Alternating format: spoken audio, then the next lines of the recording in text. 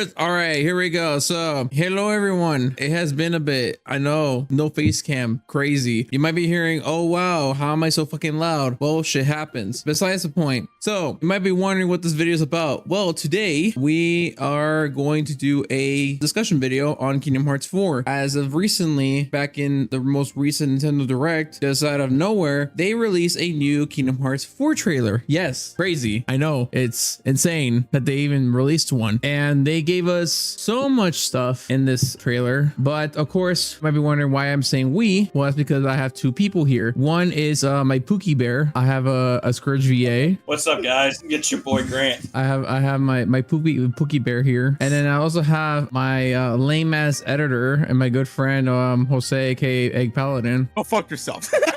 Anyways, good afternoon, ladies and gentlemen. My name is Jose. I'm the Egg Paladin, and thank you so much, St. Joseph, for having me here on your Kingdom Hearts discussion video. I love me some weeaboo hearts in my ass. As if he can say anything to make it even sound fucking gayer. And yeah, he does. But yes, Kingdom Hearts 4 finally got a new trailer after 4 or 5 years almost. It's been nearly fucking 4 years in the making. I would say that first trailer came out like in 2022, if I can remember. Yes, it came out around April. Wait, what day on April? Because my birthday was on April 2nd before they even announced the trailer. I think it was almost around my birthday, I think. Oh my fucking That being? Around April 13th, April 14th, which is mine was like April 11th. Oh, okay, gotcha. I think it was like my 29th or my 30th birthday around at that time into 2022. Oh wow. If that would have been an April 1st, damn, that was like a perfect April Fool's joke, but that's the point.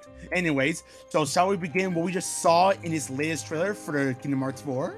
Yes. All right, so like I mentioned, of course, this is being a discussion video, so I'm not really gonna show like the actual like video, but basically mostly in the beginning of the part of the trailer, which I'm pretty sure a lot of you guys probably saw, we end up getting a black coated character, of course, in the Organization 13 coat. We know that this is a female because of the way the voice is. Granted, of course, we don't know who this character is. I mostly have a niche theory, if anything. For me, in my case, if I'm not mistaken, her name is Envy, which is one of the foretellers, or it's Ava. And Ava is kind of gearing to more being the more likely answer, mainly because we still don't know where Ava is at the end of Kingdom Hearts, the epilogue for Kingdom Hearts 3, because the Kingdom Hearts back cover. Well, yeah, but granted, we still don't know what happens with her, especially since like she basically just disappears. Because at the end of, I think at the end of Union Cross, like she was disguising her. I wasn't disguising herself, but the one in Union Cross, the Ava that you see in Union Cross was a fake. It was darkness disguising themselves as Ava. So we just still don't know where Ava is realistically. But I completely forgot that Union Cross is like actually full-on canon to the main time lore of Kingdom Hearts. Bro, every game is canon. Oh, bro, exactly, begrudgingly. I mean, sure, everyone, it is canon to each and every Kingdom Hearts game, although in my certain case, there are some games that I would consider not canon, but that's neither here nor there. But it's just that I don't play mobile game versions of it. I don't. But knowing that that was important to the lore of the story, I kind of regret not playing Union Cross. Which is a huge disappointment to everyone, because now those games are fucking delisted. Gee. Well, the only, because here's my thing, right? Because I'm just saying, as someone who did play them, the one thing I want to mention though is that a lot of people were like, this is really the time when these games were still in service, right? A lot of people did not really know, they just thought that, oh, it's just a mobile game, no one really cares about it. It's like, well, no, actually, it's like this does take place 100 years before Birth by Sleep. So it's like 100 years in the making before the first Keyblade War happened. Funny thing is that, so if I'm not mistaken, I think Unchained Key, I think, is where they actually do show what happens during the Keyblade War and why it began. And lo and behold, it's because of Master Masters. Realistically, he was the one that caused the Keyblade War. Kind of how like Xehanort was the one that caused technically the second Keyblade War, kind of. Because he was so obsessed with it, finding that key, the ultimate key. You want to find answers for it in order to actually try and unlock Kingdom Hearts and unlock the X-Blade. Yeah, it's called the Keyblade or the Kai, wherever you want to go with. I don't give a shit. I just call it fucking X-Blade. It's literally, there should be in the subtitles. It's literally what it fucking called, but yet people want to pronounce the thing so pronouncedly so fancy like. I'm like, no, it's just the X-Blade. So back to this little trailer right here. So we know we're actually seeing this female person, and we can tell this person is female because you look closely at like her appearance at the very beginning. You can tell her figure is very slender. Not talking about Slender Man, but slender like in her appearance. Because yeah, it's definitely 100% female. Yeah. So, but don't even just that. It's just also because of her voice. The voice kind of gives it does a giveaway. Now, granted, this is where it kind of goes back to who it could be. Yeah. Now, again, like I mentioned before, it can either Ava or it can be Envy. Now, granted, I have a niche theory, and I do think it might be Scold. The only reason is because Nomura has a way of doing unexpected surprises. And I'm going to be very honest with you, we have not seen Scold since the end of Union Cross, ever since she got teleported. So we don't know where the fuck she is.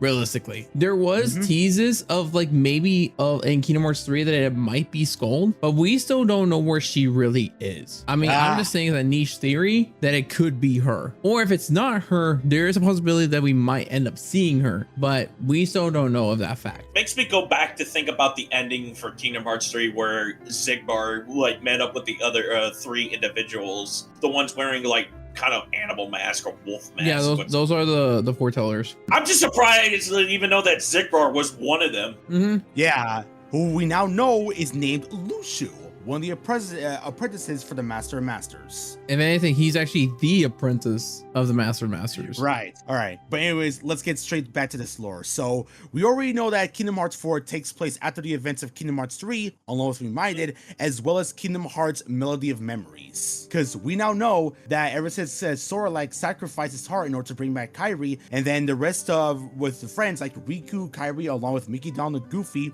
are trying to find Sora. Now, with the help of the fairy godmother and Riku, they were able to actually find Sora somewhere in Quadratum, which is basically the afterlife. And now, here we are in the afterlife with Sora actually, fighting this big-ass black giant. Dark, what is it? Wait, the enemy we saw right now, isn't that just Darkseid? It is. So basically, It is Darkseid, and it's pretty much confirmed to be Darkseid.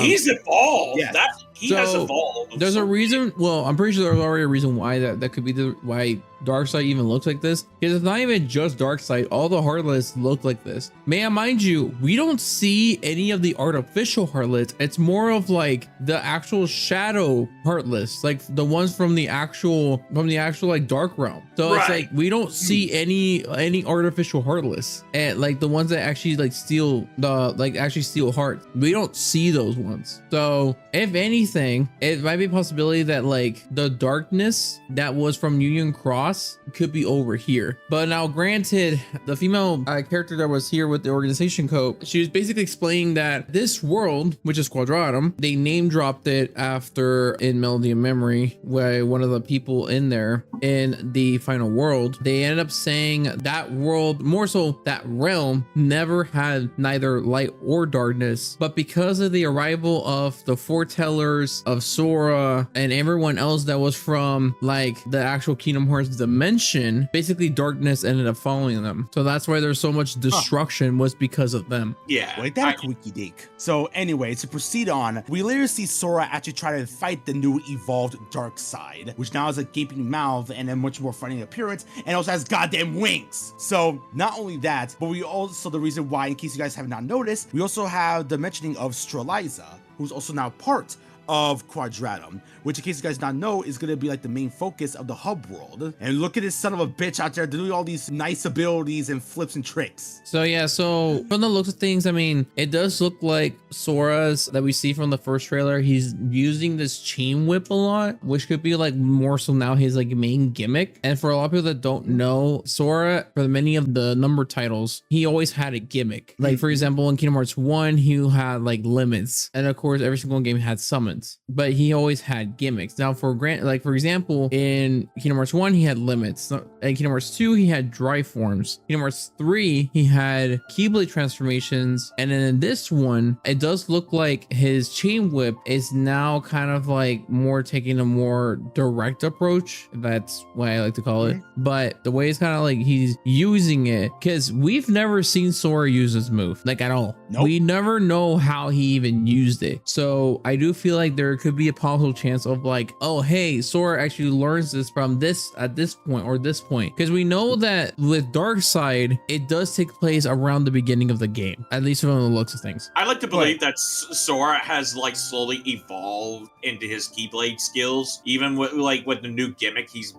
given, like swinging the chain of his Keyblade like a grappling hook. I like to think that's something he might have picked up, learned, because for every time we've seen Sora like get new abilities, new gimmicks and all that, he's also adapt into his combat skills with the Keyblade and learning, like just evolving from point A to point B, basically. When I'm getting that with him, he's like slowly adapting to a new variety of combat. Yeah. I mean, now don't get us wrong. This dude is still like gonna be in level 1. Obviously, that's how it is in every single Kingdom Hearts game. Whenever Sora starts a new adventure, there's always a reason why he's always at level 1, and you bet your ass he's always gonna be on level 1 at this beginning of the game. You want this son of a bitch to actually be overpowered? Yeah, I don't think so. Let's not forget, he wasn't chosen to be the Keyblade wielder because the Keyblade was supposed to go to Riku. It chose Sora because Sora wasn't tied his heart to darkness, unlike Riku. That's right. Also, in that trailer, we also just saw like Streliza, as well as talking to someone in the black coat that we just saw earlier. And also, there were also the images shown of Luxord and the other 2 characters that were shown. It's honestly surprising to see Luxord in the afterlife. Like,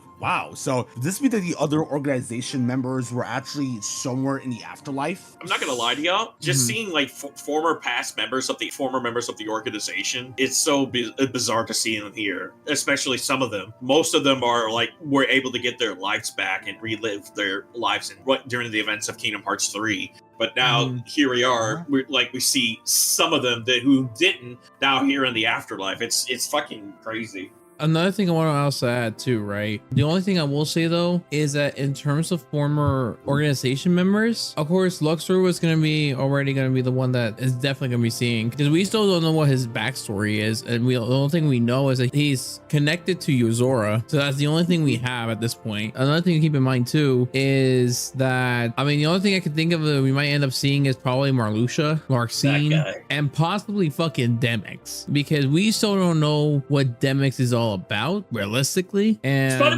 we don't see much of Demyx in 3. Like, he wasn't really a part of the fight during the second Keyblade War. He's like out doing was sent to do like a delivery mission whatsoever. It's funny how he's able to do that while the rest of them were staying to fight. I was gonna say, like, when it comes down to Demyx, it's the same thing with every other org member besides from the rest of them. We know what their fates were. The other thing to keep in mind too is that, like, I remember distinctly, I was gonna say, like, you know, the other organization members never keep tabs with each other. Like, they never kept tabs with Vexen or even freaking Demyx of all things, ever since Vexen wanted to turn a new leaf and needed Demyx to use help, because let's be honest, I love the guy, but the dude's a fucking pushover. Let's be honest. He really is. He's not taking someone to do the job correctly, well, I wouldn't say correctly, just he doesn't takes things seriously, because he's not that serious of a fighter. He's more of a chill back dude. Yeah, I mean, Demyx has always been like that, but again, it kind of brings up to the point, and a lot of people have been speculating it, that Demyx could be the Master of Masters. The only reason why a lot of people are saying that is because of the way his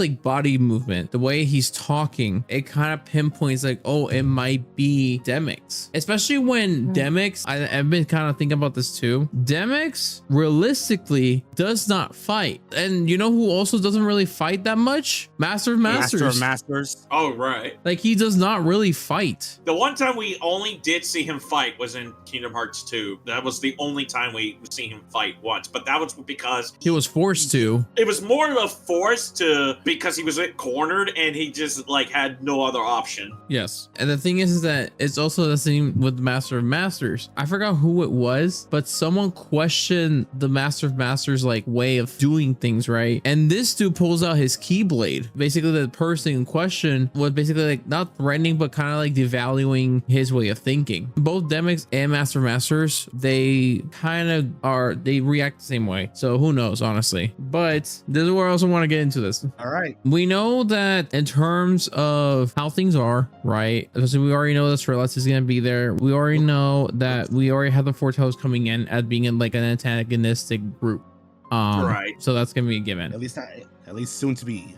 At least that's what we're speculating so far. Yeah, but I think it's best to like show what we got instead of throwing so many theories all over the place. Otherwise, things are gonna get a bit too complicated. Absolutely. But back to this character. What do you want to say, Sage? For those of you who don't know, and for those of you, of course, that can't really see, right now, they end up showing a lot of characters. Now, the characters that we are currently on right now, he has, of course, like black hair. He has yellow eyes, by the way, which if you guys don't know, he's tied to the darkness. A lot of people have been speculating this could be Sigurd from at the end of Kingdom Hearts Union Cross, but he was also going to be the focal point of Kingdom Hearts Missing Link, which god fucking damn it got canceled.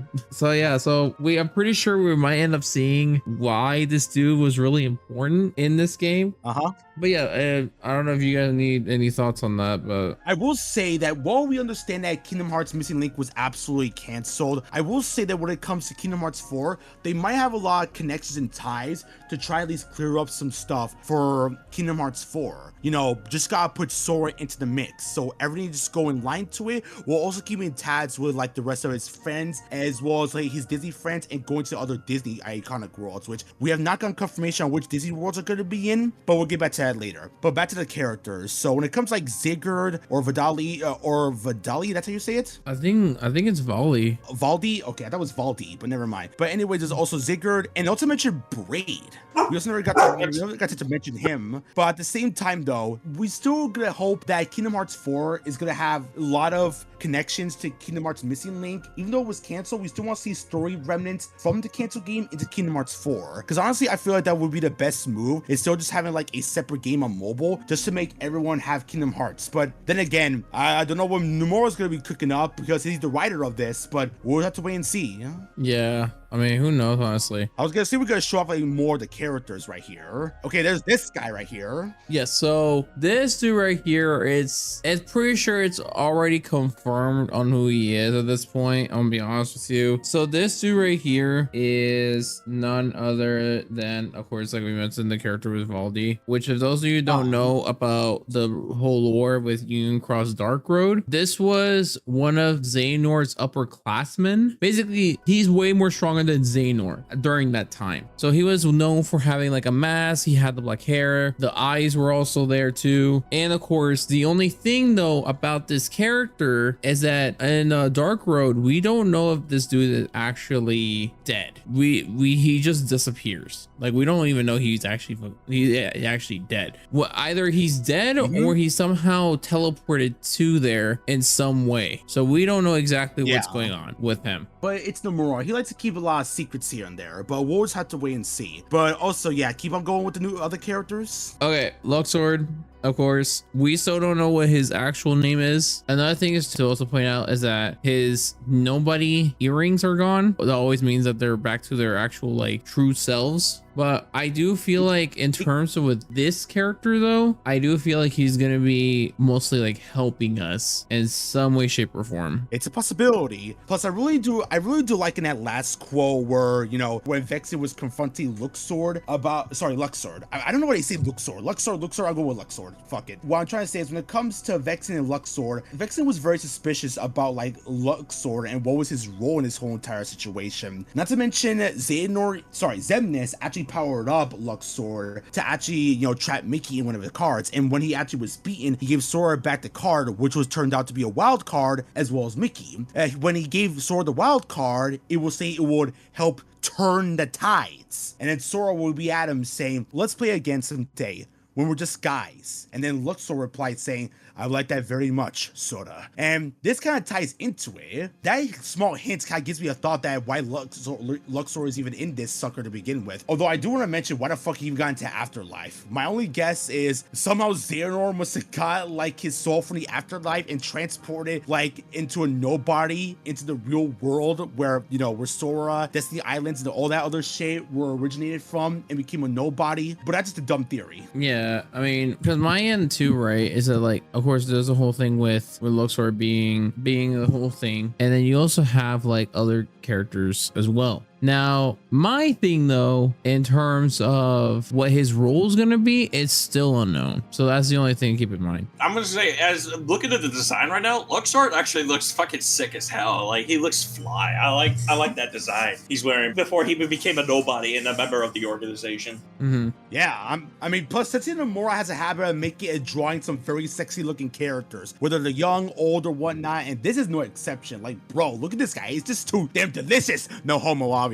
He looked like a gamble dealer. He feels like it. But despite all of that, I also want to mention one more last tidbit, and that is concerning Yozora, which, in case you guys do not know, back in the Reminded DLC, we fought against Yozora. Well, mainly Sage, because I haven't beaten his ass. But the thing is, what we do know in the end of the credits of that DLC was that Luxord was connected with Yozora.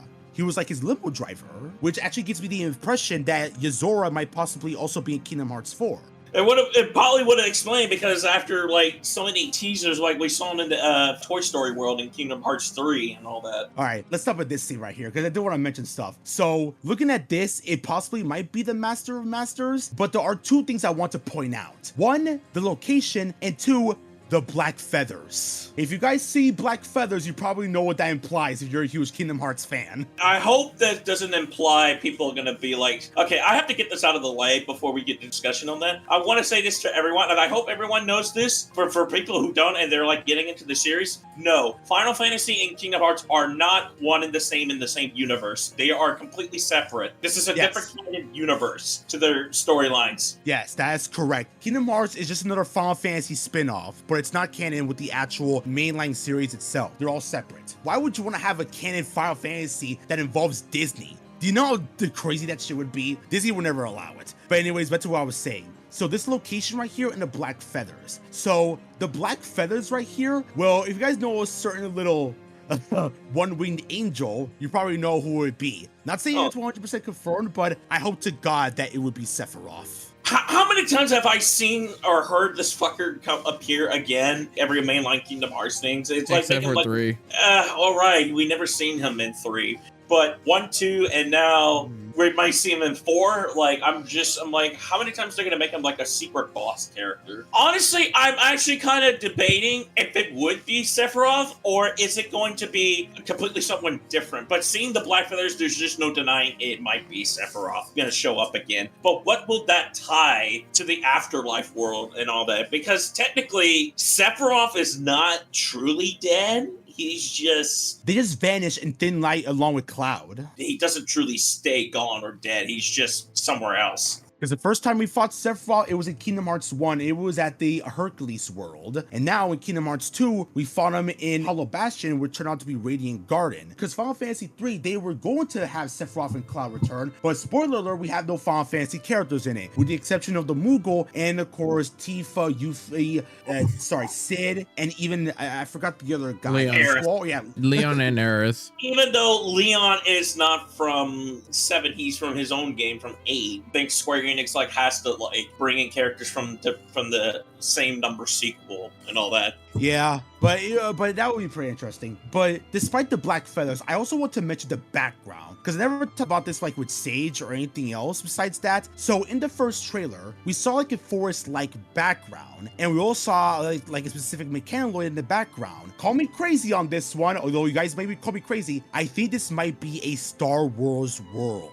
My thing is that the structure does not seem Star Wars-esque. It doesn't seem far off from it. Yeah, I think this is still Quadratum because again, like most of like we don't see any other location besides Quadratum, so we still don't know. Granted, I still don't know, right? But like mind you, it's like we don't really see any other like world per se besides Quadratum, so we don't know exactly. Yeah, possibly. The reason why I say this is because in the first trailer of Kingdom Hearts 4, we did see that same exact forest world, and that mechanoloi is almost slightly resembling like one of those droids you see in Star Wars. I'm not gonna want to say call my breath, I'm gonna be 50-50 on that, since Tetsuya Nomura admitted that he is a huge Star Wars fan, and also a Star Trek fan, surprisingly. Which is why how we got the voice actors Ericus and Master Xehanort voiced by both Star Trek and Star Wars people respectively. You know, Mark Hamill and Leonard Nimoy. May that man rest in peace. Other than that, yeah, I hope to see we see other worlds besides this. Speaking of other Disney worlds, we also see Donald and Goofy. Not sure we can get to that part yet. So right here in this part, we see Donald and Goofy being covered in blue flames. And everyone knows, if you actually saw the news and everything else, this is 100% tied to Hades and the underworld from Hercules. I also want to kind of pinpoint or kind of piggyback on that. So there's a huge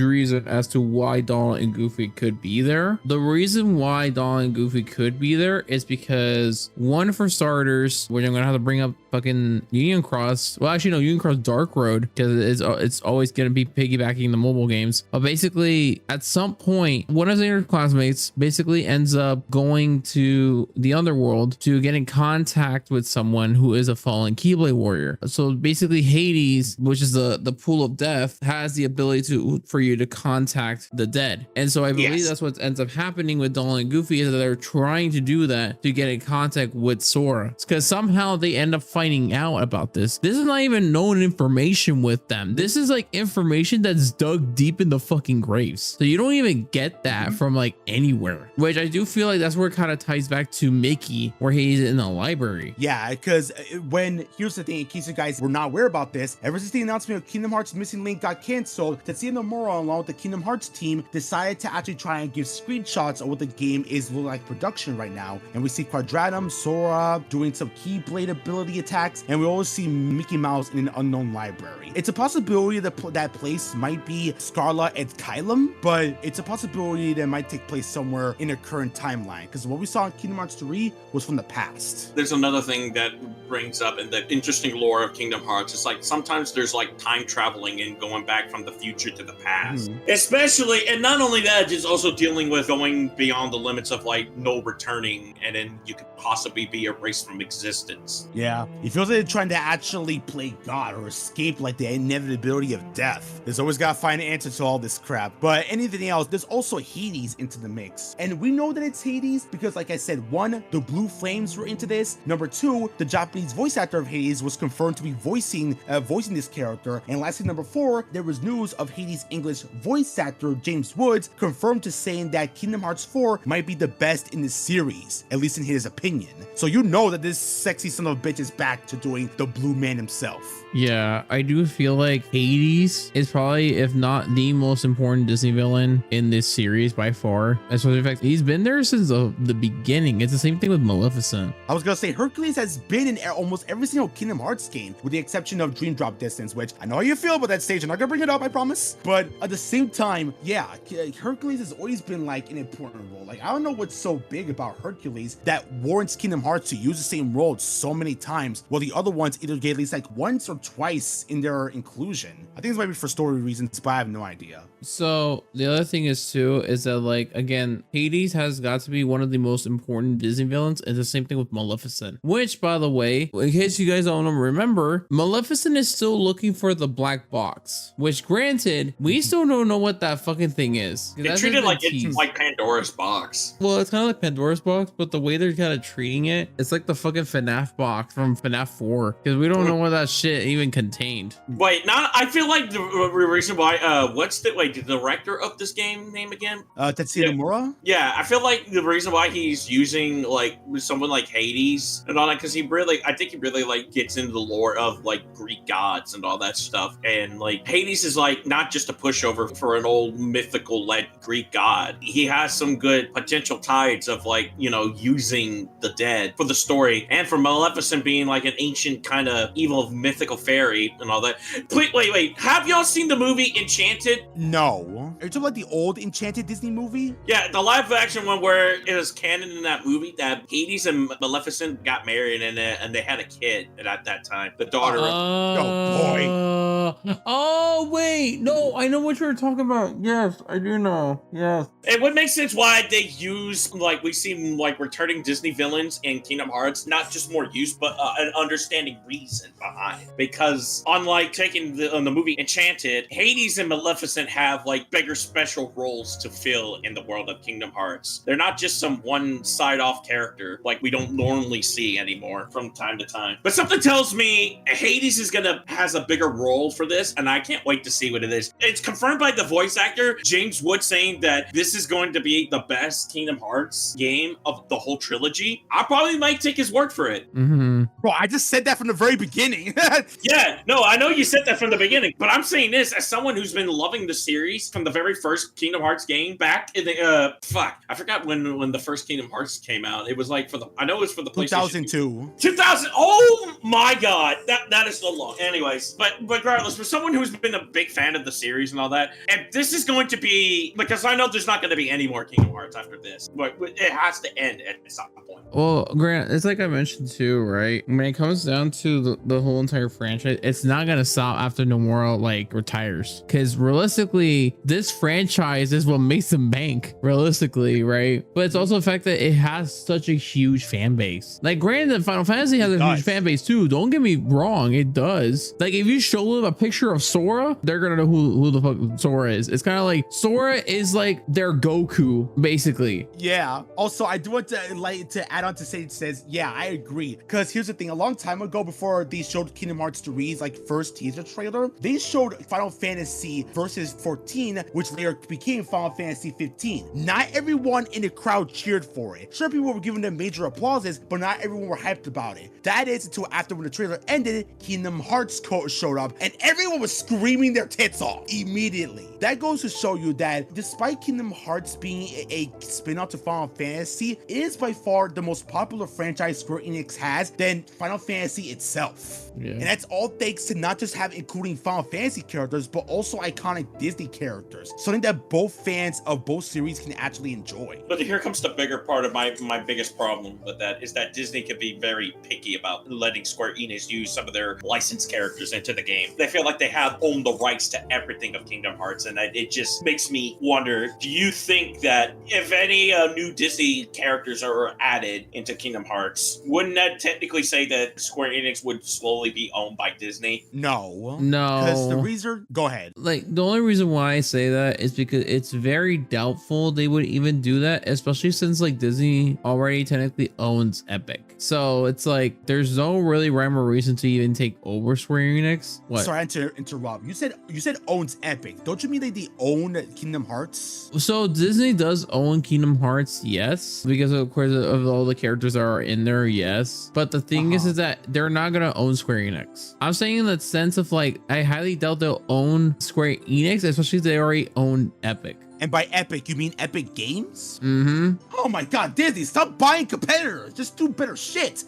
The thing is, Disney does indeed own Kingdom Hearts, but they do not own Square Enix. Yes, they do share like a building or a floor with each other in Japan, but they do not own Square Enix themselves. And I hope to God they do not, because knowing Square Enix, they're like the kings of quality and RPG storytelling, at least for the most part. But that just makes me worried. It's like, because Disney has a tendency of trying to buy out not just their competitors, but their resource materials. I'll buy them just so they can twist it in their own way, or like change the sort of things of their vision, like they did with other studios or companies like that recently. And I just pray to God that they don't do this, which I know they won't, but knowing them in their recent history, I wouldn't be surprised. But I just hope they don't ruin this one specifically, because I'll be honest, after some of the license we got, like some of Pixar characters into Kingdom Hearts 3, because I know that recently we only had a few decent worlds, like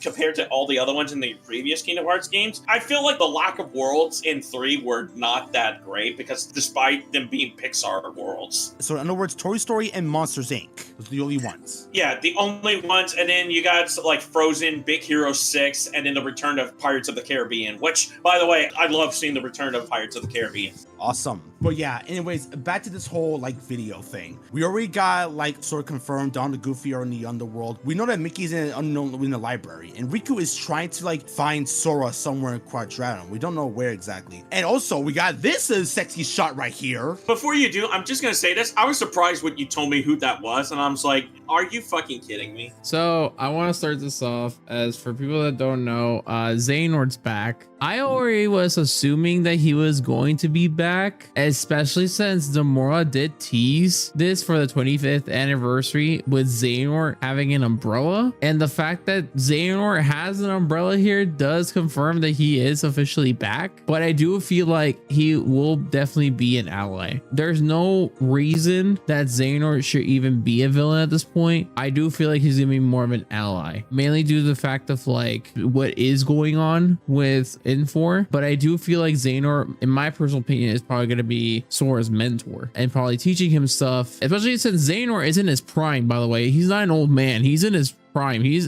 literally like young, like he's literally an adult. So if anything, if he wanted to teach him, he can, because I do feel like Xehanort might end up teaching Sora a lot of things that he didn't know in terms of like his Keyblade abilities. For example, I feel like a lot of people have been saying this, and I do feel like that might be the case. Xehanort might end up teaching Sora that chain whip that he has. Chain whip. Yeah. Or the grappling chain. Yeah. So I do feel that might be the case, because both Xehanort and Ericus technically have the ability to do that. Technically, it's like kind of shadow confirmed that like Xehanort can do that in a sense, especially when you see in Kingdom Hearts 3. In Kingdom Hearts 3, there was one where he was like freaking out, and then he started having like chains pop up and started like locking Sora, Ventus, and Aqua. So it is confirmed that he can do that. I feel like Sora is gonna get taught in a different way that he didn't learn during his adventures. Also, I do want to point this out, since young Master Xehanort is also in this sucker. The thing is that since when he was defeated in Kingdom Hearts 3, like, because we all know that young Xehanort wasn't a nobody, he was in his past prime because time travel shenanigans. But after when he was killed in Kingdom Hearts 3, it's a possibility he went into like the afterlife, because when you actually die you go to Quadratum. It's a possibility they actually is going to help Sora in some fashion. Yeah, because the thing is, what's confusing is that the final world is supposed to be a afterlife for Keyblade wielders, but then you have this fucking world, which I don't know what this is supposed to be at this point, because it's also depicting itself as a afterlife. Yeah, I do want to reiterate, like, in the final world, that when everyone was it, I forgot that little creature's name, Chirthy? Oh yes, Chirthy. Yep. Yeah, voiced by Kyrie from Digimon. I was like, bro, I remember when I heard that fucking voice, I was like, no, I know that from fucking fact, that's Kari, bro. I was like, that's Kari, and then I already knew it was Kari, bro. When I heard that voice, me and my brother freaked the fuck out. We're like, what the fuck? What the fuck is Kari doing here, bro? Oh my god. This voice actress is just like all over the goddamn place. But anyways, back to what I was saying. So basically, when Chirruthy told Sora, like, even though the final world was a place where everyone can actually just die, Sora wasn't completely dead because something was trying to pick itself. And that was, of course, Kairi. She was trying to help Sora to make sure that Sora will remain alive, but Sora has to pick up the pieces in order to escape, like, the final world and everything else. But now that Sora has finally been killed off to sacrifice himself to bring Kairi, well, now we actually got this little segment right here in order to actually, see him that he's dead in the final world, and now that place is now Quadratum, which kind of makes me a bit of a theory that the final world might be a place where everything is materialized, like all the souls, they're all on the line and they actually line up to go to Quadratum. I was gonna say, like, I do feel like that might be the case though, but again, like I was mentioning, we still don't know what Xehanort's purpose is. We still don't know why he is there, or what his motive is. But I do feel like, my personal opinion is that, like, I don't think he's a villain. I do feel like he's now more of an ally. So if anything, he might end up teaching Sora, like him being like a mentor figure, if anything. Give him the last remaining training steps and more combat skill with the Keyblade to learn more hidden potential into it. Mm-hmm. Yeah, and I also want to mention this. I feel like when back in Kingdom Hearts Union Cross or back cover, we saw like young Xehanort's backstory, which I'm gonna be honest, I'm still conflicted, especially with the current Xehanort's motives. moves, his friend, and this is a spoiler for anyone who hasn't seen it, Xehanort's friends were died off, and he became like such a loner that he became depressed to the point where he felt so much pity. So to me, I feel like this is his way of trying to redeem himself by helping Sora, because all the Lost Keyblade warriors helped him to stop the darkness, and this is his way in order to help repent for his sins. That's a good modem theory, actually, because I could kind of see that, actually. Man, who would thought theories can be this fucking fun? All right, so now we're finally on to the gameplay. So we're finally gonna get to this real quick. So for those of you that have seen the trailer for it, recently we ended up finding out that apparently we finally kind of learned how the build mechanic is now. From the looks of things, the build mechanic is sort of kind of like while you're attacking, you can do combos from the looks of things, which is interesting because that means that you can combo while you're like, it's not like how Kingdom Hearts 3 is where it's kind of like, oh, you can just use magic and blah, blah, blah, blah. It's like, no, you're actually like using other moves so you can combo into those moves. It's not like going from point A to point B, hack and slash stop, using mana magic and then use basic attacks and magic into the bit or something like that. Usually it takes like a minute you have to stop your attack in order to do magic. Mm-hmm.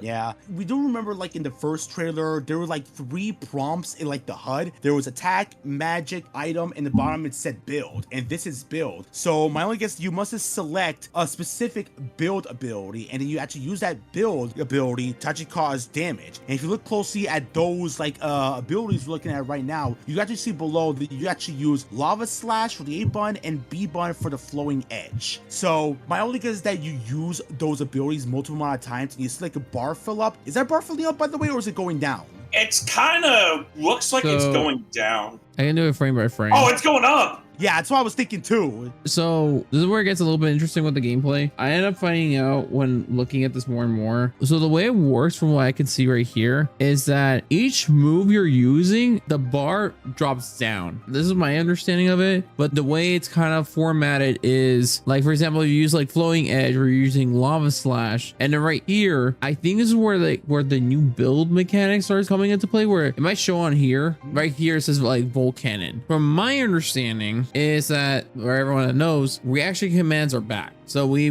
can only assume that this is also a reaction command to continue a combo. And for the looks of things with Sora is that I don't know if you saw that before, it was lava slash, and then right here, I don't know if you guys see that it says you build as he keeps on attacking. So and then that switches to igneous impact. I can only assume he uses like Volcanon and then he like slams it down. So this move, it looks like the animation for last charge, which is the finisher in Cage 3 Remind. But then again, like I mentioned before, at some point he ends up reverting it, and I think this is like the final stages of the combo. So he ends up reverting it to not do the build. He ends up sliding, and then he ends up doing like a downward slam. And so right around here is where it does another skip. Now this is where he uses the Kingdom Key. We do see now like a new command menu for the build. Now granted, in here it is going to be used a little bit differently. So Sora, it looks from the looks of things, he does throw his Keyblade to make this chain. I don't know exactly if you're able to like maneuver it, or you're able to do, or is it automatic? We can't really see for certain. Either way, it might be automatic, because having to control all that while also controlling Sora might be all over the place, because we gotta move the camera and then it moves Sora. So having to do all of that, yeah, that'll be a bit monotonous. So I think I would go like, say, automatic. Yeah.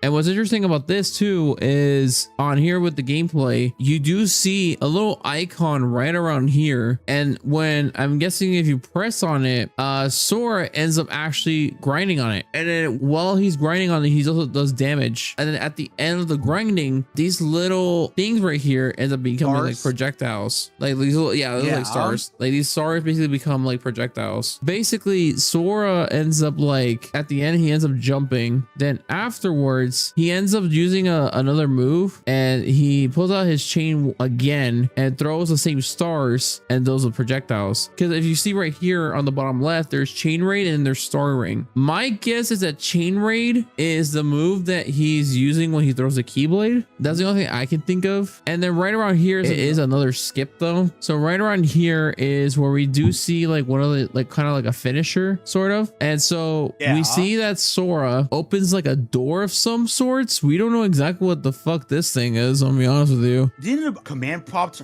actually appear that said something about like heart barrage or something? So heart barrage, I can only assume it could be a move, but I didn't see that it was used. However, it wasn't like Volcanon where it was like you can clearly see that being used. But from the looks of things, this one was called like, I think, well, a lot of people were speculating that it was called like Gate of Light. I think it's because it was like, it was very small, but we don't know if that's actually the name of it. But from the looks of things though, Sora like does kind of like a keyhole, like opening animation. And then he proceeds to open and you see a bunch of keyblades like falling above Sora. And the only thing I can think of is that this is a Vanitas move. So he basically has Vanitas like sliding on them shits. Yeah. Also, I do want to point this out because this just hit me immediately. I feel like this one might be a bit of a small reference to Kingdom Hearts 3. Like, you know where all the dead Keybladers help out Sora to be on the giant ball of Heartless in the Keyblade graveyard? Because we're in the afterlife, and Sora had help for a bunch of Keyblade wielders from the afterlife, and he's riding the exact same Keyblades in that move. So my guess it might be a reference to that thing in this little move right here. Well, I mean, that's basically what it is. I mean, technically Sora does have connections with Ephemer. With former Keyblade wielders. Yeah, well, he specifically has connections with Ephemer, who Ephemer has connections with his fallen Keyblade wielders from Unchin Key. Realistically, I mean, that's really the case. But yeah, we see that it's kind of like a finishing move, and then he kind of finished it off with a kind of like a blast here. That's also pretty cool. Another thing I want to kind of like point this out too is that on the items over here on the bottom left is that you actually see how much you have, which is pretty new. We've never seen that like at all. Not even 3 you even saw that. Are you talking about like the bar on Sora right there? Mm-hmm.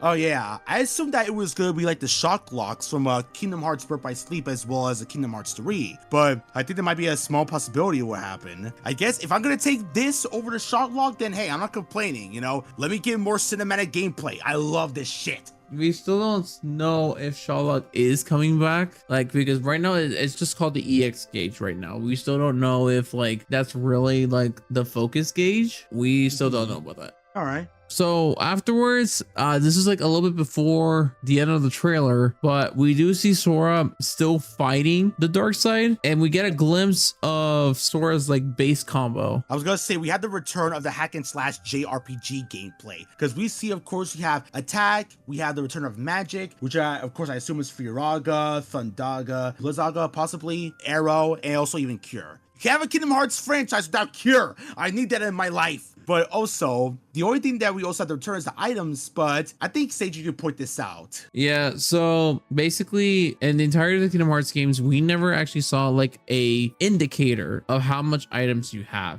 And this is like probably the first thing I kind of pinpointed was the fact that you actually do see how many items you have, which is pretty interesting. Again, all this entire thing is just interesting in general. And then like afterwards, again, like I mentioned, is that we do see Sora actually we do see somewhat gameplay of Sora actually fighting this thing. As far as I can see in how I was mentioning this, we do see Sora doing his base combo, or for the looks of things, probably his base air combo. And I'm just saying this right now, this dude is fast. This is probably the fastest we've ever seen Sora, and I do believe this could be his base combo. This dude is super fast. Like this dude is, so he does a lunge forward, and then he does like kind of like a downward slash kind of, and then it does look like it's iterations of his Kingdom Hearts 3 moveset with like little tinkering. I feel like there's more new movement animation, I would say. Yeah, that dude is fucking fast as hell. Oh, and you actually catch that detail? Yep. Guard. This dude has a 360 barrier guard now. And it looks goddamn colorful. My bro is slowly coming out the closet. Okay, not really, but still.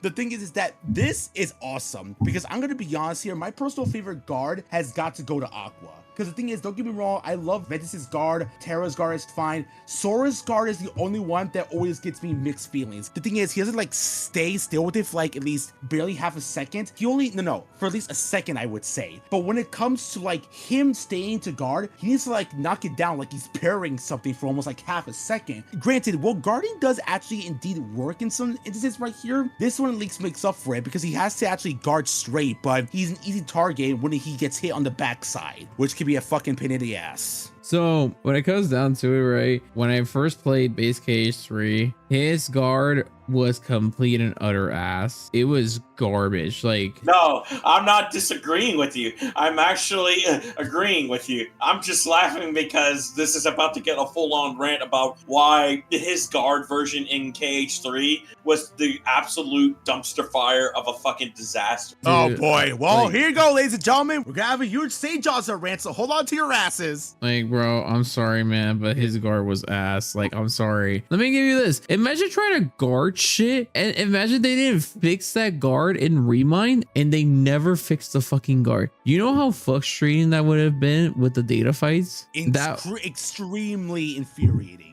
Yes, it was already infuriating enough with the amounts of bullshittery I had to deal with when fighting these fuckers. And then all of a sudden now I'm just like, oh great, here we fucking go. Now I had to deal with fuck ass McGee fucking trying to fucking guard, and here we go, and we can't even do this shit anymore. Oh, here comes Zigbar. Oh wait, you can't guard? Well, what would they fucking do? And it's so fucking bullshit too. I'm very happy they fixed the guard. There's a lot of things I even hated. Kingdom Hearts 3 is not all bad, believe me, it's not. One of the things that I like to point out too when it comes to in terms of the whole game in itself, I hated his finisher. Like Base KH3 finisher was so fucking ass, man. Like it really was fucking ass. Yeah, that and also the traction flow. We never got a chance to mention that. Oh, dude. Oh, bro. Thank God the traction flow is gone, bro. It's not that it was ass. It was just extremely fucking overpowered. There was no like balancing that. Like I would have understand if there was like some balancing with that shit, but realistically, there was no balancing in that. I was like, what the actual fuck is this? At least it makes it easier to beat critical mode.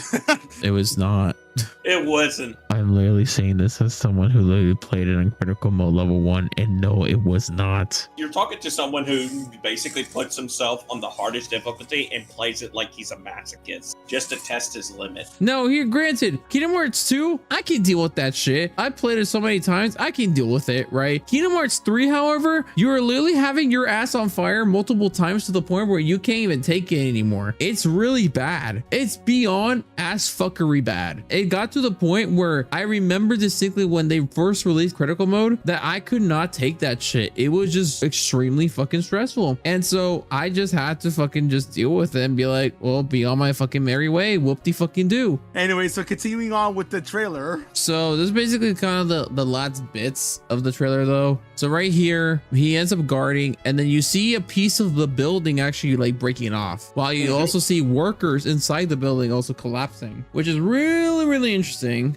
Because I mean, again, you're basically having normal people experiencing this shit. I also want to point this out. This takes place like after when the dark side boss actually links Sora all the way into the building and has to fight it. So yeah, having this is awesome. Yeah, so when it comes down to it, with everything that's been going on with this trailer, is that this end piece is like a lot of like, okay, we actually do see some people here, right? And then here we have pieces of the building like falling apart because of the dark side. So that's also another thing too, which is cool. Another thing that we actually do see Sora actually running towards the civilians. Right? Save them as usual. Yep. We see people here as Sora try to save them, and then what comes after this is gonna be extra juicy for the fans. So right here you see Sora just running full force here, and we actually do see a little bit of a close-up here. We actually do see a close-up of Sora a little bit here. His design still looks good as fuck. I like it. Yeah, his design is actually pretty awesome. One small minor nitpick, I want the yellow goofy shoes back. Why is taking them away, Nomura? Why? I mean, this is Quadratum. It's basically based off of like our world in a sense. Which makes sense. Know, but our real world codes have some goofiness into it. I mean, not like extremely goofy, but when it comes to like design wise, like clothing, you can have a bit of fun with it. The thing is about the clothing too is that like it makes sense why Sora is using this, because imagine seeing someone with fucking armor just roaming around like they're fucking nothing. Do you think that like they're gonna look normal? No.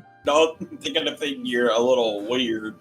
This is their point of view. I don't care. Although I would say that if they really want to try and like go with that shoe design, they could have like reversed the colors, like show like more yellow and less black on the sides. I mean, I'm not bitching, at least not yet, but I will admit it's not bad. I just prefer like the goofy cartoonish shoes in my opinion. Well, it's based off his like Cage 3 shoes, because his Cage 3 shoes were like black with yellow. Oh yeah. Yeah, at least I have some goofiness into it, but that's just me. But yeah, we do see a close-up of Sora here. Again, this dude, we do see like more of his like hair and whatnot. His hair is like, it looks pretty good here. We do see like a lot of the detail here. We do see him like defending the civilians from Darkseid from his punch, because we did already see from the first part of the trailer where he like swinging and then he tried to hit the Darkseid, but the Darkseid ended up getting flung almost overpowering him. Yeah. Also, I do want to mention the design thing one more time. I hope to God, like in his hair piece, but when you mention his hair, I hope to God they keep his crown hair design, because if you're a huge Kingdom Hearts fan, you should know that on the top of his head it literally looks like a goddamn crown. Well, the thing is that I feel like they're more going like towards like the Cloud hairstyle, because of the way that Sora looks, it looks like Cloud. I've always noticed, especially when fucking Tifa made that comment in Kingdom Hearts 2. It's like, have any of you seen a guy with spiky hair? And Sora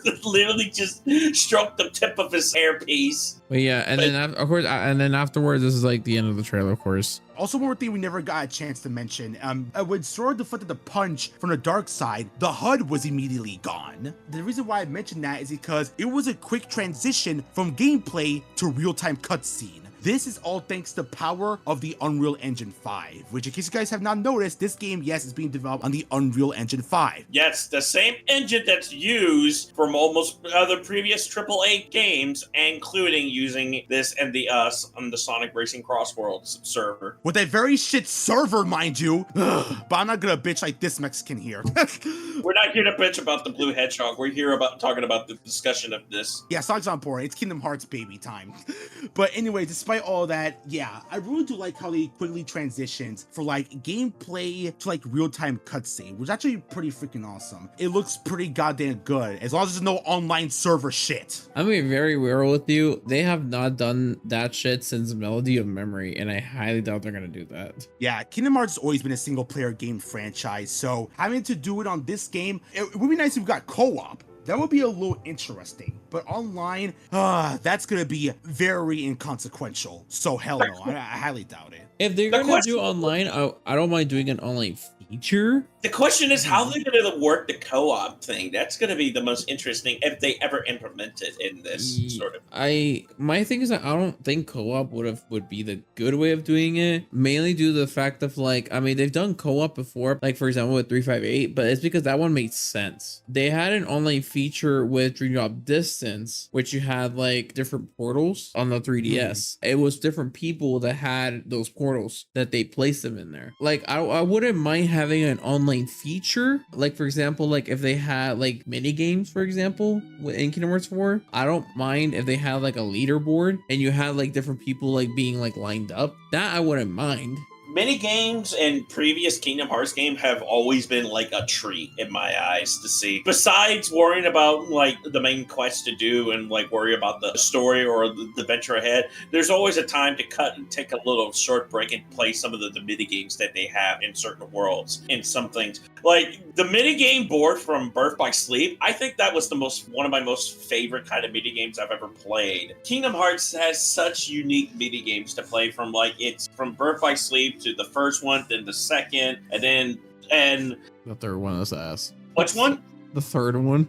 I mean, yeah, especially doing the cooking mini game one. The cooking was fine. It's just, bro, they did my boy Pooh wrong, man. I was like, what the fuck did they do? Oh yeah, they fucked up the 100-acre wood world so bro, bad. I was like, what the fuck am I playing? Man. Bejeweled? Like, what the fuck am I playing? Like, I rather play like Like, bro, like my thing is like, what the fuck am I playing? Like, dude, I want to go back to like the other mini games, like Kingdom Hearts 2. Here's the thing: did it get to a point where if you play it multiple times, like it gets boring? Yes, but at least it was interesting to look at. For example, like Tigger, you know, he had the balloon mini game where you had to bounce on the balloons. That was at least decent. And then you also have a cave mini game where you have to find Pooh because of course he had lost his memories. Now, again, like I mentioned, this is like when I got to 3, it's like, oh my god, they're bringing back 100 Acre Wood, and then finding out what they did with 100 Acres, like what the fuck did they do? I remember enjoying 100 Acre. Even Chain of Memories had a funner mini game than even fucking 3. The fact that you actually defend Chain of Memories over Kingdom Hearts 3's mini games is I like Chain of surprisingly Memories. baffling. That's the thing. I like it too. Like, here's my thing. A lot of people say like, oh, Chain of Memories, blah, blah. That's because you dumbasses don't even know how to fucking play the game. Shut the fuck up. It's not that hard, you fucking weeaboos. It's like they're so used to hack and slash jumping and moving in your JRPGs, but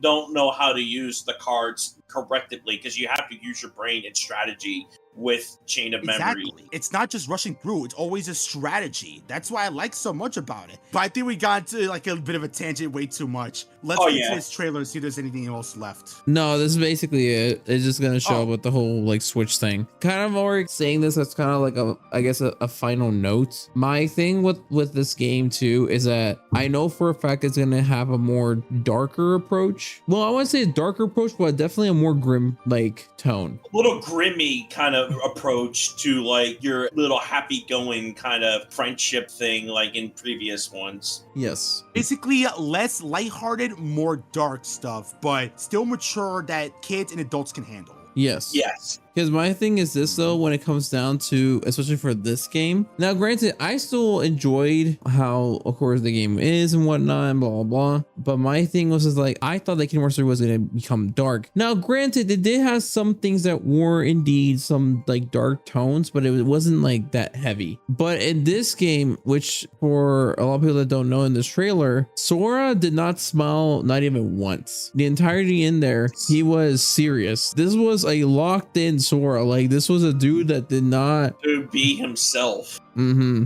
We've all seen how Sora is sometimes when he's always has that goofy smile, has that cheerful kind of attitude. But in this, he is full on down serious, getting down with the seriousness and not having a moment to actually get that comic relief smile of his, like knowing that everything is going to be okay. I do want to actually add a couple more fun facts about Kingdom Hearts 4. So first off, we already said that Kingdom Hearts 4, of course, is going to be in the Unreal Engine 5. That is confirmed. But we also got more confirmation that Kingdom Hearts 4 is, of course, going to be developed by the Osaka team, the same team that actually did Birth by Sleep, Dream Drop Distance, and of course, Kingdom Hearts 4. Kingdom Hearts 3, sorry. And also, Tetsuya Nomura is also going to be the writer of this game. I think another writer is also present, but it's also going to be Tetsuya Nomura. And we also want to know about the Master and Master's plot, but we have no idea what it is. I do want to mention about the whole writer thing. This is the thing I want to mention. Sage, you told earlier that Tetsuya Nomura is going to be retiring soon. You said that Kingdom Hearts 4 is possibly going to be his final Kingdom Hearts game? No, it's definite being his final game. He did say this is in an interview that this is his final project ever. This is not rumor. This is not a possibility. It is his final project. It's his final farewell gift to the fans of his writing. Yes, that's why this game looks like Final Fantasy Versus 13. It's because of this. This is the reason. This is the reason why. It's because Nomura is still salty that he didn't get his Versus 13, so he's doing it in Kingdom Hearts 4. So that's the reason why. That's hilarious. I know since he was the whole entire writer, and bro was like all over the goddamn place. I know Kingdom Hearts is gonna keep on going, but if they in the near future will get more Kingdom Hearts games, I hope they bring the fucking manga writer who wrote the Kingdom Hearts manga, Shiro Amano. I want this guy to be the next writer for the Kingdom Hearts series. Now, I wouldn't mind that either, but there's a big but in there. The reason why I feel like they might not do that is because for people that don't know about the Kingdom Hearts manga, it's a lot more darker. It's a lot more complicated and more darker, and it has some things that aren't told from the game itself. I wouldn't say it's complicated, more so they introduce things that, yeah, I mean, again, that they don't mention in the games, yeah. But my thing with the manga is great when it comes to, especially with the manga and itself. Like, I would say a whole different perspective, like, oh yeah, there you go, Yeah. approach with the games. Yeah, those are just my honest thoughts when it comes to everything else of Kingdom Hearts 4. I'm hyped for it. I'm excited to see what they've shown, and I do want to see like more Disney worlds of what they want to come from. Hopefully, we'll see what's gonna happen. But here's the best thing of all of this from watching the trailer and what we got. It is confirmed that it's going to be coming on all platforms, and it's not an exclusive thing. Yep, and that's what's so great that they actually announced on the Nintendo Direct. Thank God, because if it was only an exclusive console thing, I would have been so mad, because I don't like buying a console just to play a certain game for where I've been waiting for. Thank God they didn't make that decision to make it only exclusive. It's all coming to all platforms, which thank you. That would have been really annoying, and that would also piss me off. It was like a one-time exclusive anyway, because I do not like exclusivity consoles, and I'm glad with one-time exclusives, like say for example Final Fantasy 16. That was a one-time exclusive on PS5, but now it's available on Steam. Yep. And I think there was another exclusive thing, like the Spider-Man game was only like exclusive to PlayStation. Now it's on Steam as well. But beside that, and the last statement I want to say, I cannot wait to hear what kind of soundtrack song they're going to put for this game. And if there's one thing that Kingdom Hearts has never failed to this very day, is have a bombing yet heartful, touching soundtrack I would ever hear in a fucking JRPG game. I want to say this right now, bro. I know my baby mama Shinomura is gonna do it fucking justice, man. I already know that for a fucking fact. Mm-hmm. Yeah, it's Yoko Shimomura. Like, she is a goddess when it comes to that JRPG. The woman did Street Fighter, the Mario Luigi RPG games, and freaking Kingdom Hearts and some Final Fantasy stuff here and there. Like, she is fantastic.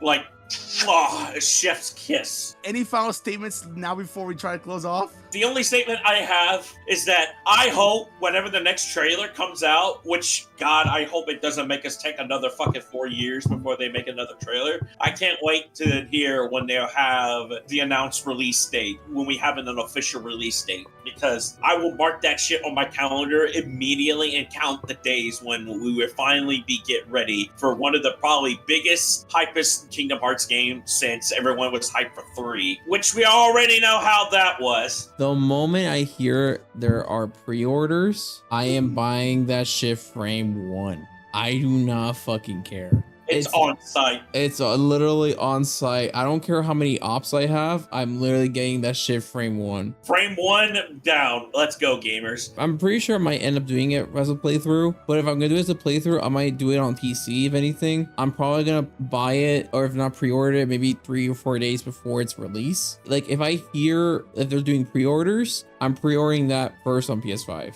That's already a given. If they do a collector's edition on Kingdom Hearts 4, bro, I'm gonna have to buy that, man. I can't. Oh my god, bro! You are a freaking simp for KH. What do you expect? I've been waiting for this game for years. I mean, who wouldn't be at this point, at this current moment in this generation? I literally was, okay, before we end this video, I'm just gonna like point this out there with everyone. I have, not even joking, have been insisting at the fact of waiting for this game. A lot of people that don't know, I'm also a Dragon Ball fan, and during this time there was so much Dragon Ball news before this trailer even came out, by the way, right? And I was at least enjoying myself with that. I didn't really matter that much. It was not until they finally released the trailer where I at least had something to be hyped about, because we were still waiting for something with Dragon Ball, especially for Xenoverse 3, and then we're still waiting for the Moro arc. We're still waiting for that shit to even fucking happen, by the way. So we still don't know exactly. To also kind of put into perspective, I have been waiting for this game for so long. Like, ever since they announced, well, I won't say they announced it, but ever since they kind of like already said that they've been making this game since 2020, it has shown that they have been progressing ever since then. It is actually exciting to me. So honestly, this game, Kingdom Hearts 3, of course, I was excited for it at the time, right? Like, of course, everyone was. But my thing was that this game, the reason why I'm even hyped for this game is because of its grim tone, and I want to see how they approach it. So if they do it justice with the grim tone they're trying to perceive it as, then honestly, this is going to be, if not my second Kingdom Hearts game, because I'm sorry, I love Kingdom Hearts 2, but it's gonna be my second one because I don't give a shit. Kingdom Hearts 2 will be unbeatable. Yeah, I prefer Kingdom Hearts 1 over 2. Oh, fuck, of course you would say that, but it don't matter. That's an unpopular opinion I'm willing to share. All right, any final thoughts? Anyone? No, that's it on my end. This Mexican is a sim for Kingdom Hearts. Oh my fucking god. There's gonna be a fucking video for me to edit all this shit together. Yeah, as well. But yeah, anyways, guys, I hope you enjoyed listening to our little like discussion. Hopefully, you know, hopefully you at least enjoyed on like at least with our thoughts and opinion with this trailer. Again, of course, you know, this is just kind of like a more of a discussion. Like I mentioned, it's not really to show any video, but like I mentioned before, also the fact that I haven't done a discussion video in a while since my first one. Again, like I mentioned, I just want to say, when am I doing another playthrough of Shion, the Shion mod? I don't fucking know. Oh god. Especially since like again, I'm pretty sure a lot of people are gonna be tired of the same fucking excuse. I've just been fucking busy. I don't know what you want me to do. I'm a human. I'm only human after all. A human centipede. Oh my god. Bruh. Again, which I've been kind of thinking about like going back to the Shield mod, or if not, I might end up doing like something else, if anything, because I wouldn't mind going back to doing Kingdom Hearts 2 randomizers again, but it just all depends on like how my time schedule is, because I'll be honest, my time schedule is not really consistent, so I can't really say whether or not I'm gonna do it. It just all depends, honestly. It's a bit more interesting. How about we let the commenters decide on what mod or what game they should actually do in your channel for a near future for Kingdom Hearts? As crazy as it sounds, he's got a good point. Why not give it a shot? I Yeah, mean, there's tons of mods out there for Kingdom Hearts, man. yeah, I mean, if for anyone out there, if you guys want to suggest, or at least, or if anything, I'll make a community post and do a poll on there to see like what would be the options, honestly. Or if anything, if you guys want to like see what you guys want to see, I'll probably pick the ones that are like the most consistent answers and just go from there, if anything. Bro, I'm gonna share that shit all over the place so people kids watch you suffer. Yeah, I do feel like they're probably gonna do some like dumbassery. I don't even know. But anyways, guys, hopefully you guys enjoyed this video with us, you know, with Grant having a stroke midway through his sentence, and then Of course. and then you also have Jose being dumb, and then of course For the right me, reasons. and then me, you know, over explaining things. I mean, that's pretty normal, but then again, that's how it is. Hope you guys like this video. And don't forget to subscribe to St. Jaw's Scourge VA and the Egg Paladin himself. And be sure to leave a like, comment, and subscribe for more. And until then, I'll see you all next time. Later.